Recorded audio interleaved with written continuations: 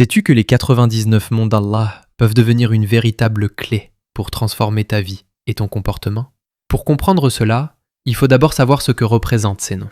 Les savants expliquent qu'ils peuvent être regroupés en 3 grandes catégories. La première est celle des noms de beauté, comme Ar-Rahman, le tout miséricordieux.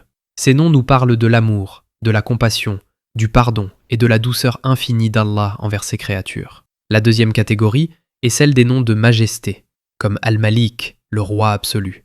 Ces noms nous rappellent la grandeur, la puissance et l'autorité parfaite d'Allah. Ils nous font prendre conscience de notre faiblesse et nous apprennent l'humilité devant notre Créateur. Enfin, il existe les noms de perfection. Ils réunissent à la fois la beauté et la majesté. Ils nous montrent que chez Allah, la puissance est toujours accompagnée de sagesse et que la justice est toujours parfaite. Rien n'est excessif, rien n'est injuste. Mais il y a encore quelque chose d'extraordinaire. Dans le Coran, les noms d'Allah ne sont jamais placés au hasard à la fin des versets. Chaque association porte un message profond. Les noms se complètent et s'équilibrent parfaitement. Par exemple, dans la sourate Ash-Shu'ara, la sourate des poètes, Allah dit « Et ton Seigneur est en vérité le Tout-Puissant, le Très Miséricordieux ». Pourquoi associer la toute-puissance à la miséricorde? Parce que cette alliance nous enseigne que la force absolue d'Allah n'est jamais injuste ni brutale. Sa puissance est toujours guidée par sa miséricorde.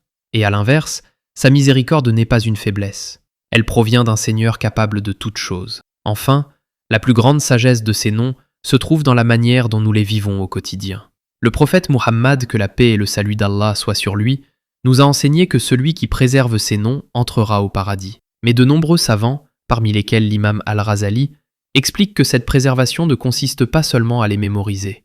Le véritable objectif est de les comprendre, de les méditer, et de laisser leur sens transformer notre caractère. Autrement dit, nous devons essayer de refléter, à notre échelle humaine, les qualités qu'ils nous enseignent. Lorsque nous méditons sur le nom Al-Karim, le généreux, nous apprenons à combattre notre égoïsme et à donner davantage aux autres. Lorsque nous réfléchissons au nom Al-Halim, le clément, nous apprenons à contrôler notre colère, à faire preuve de patience et à pardonner.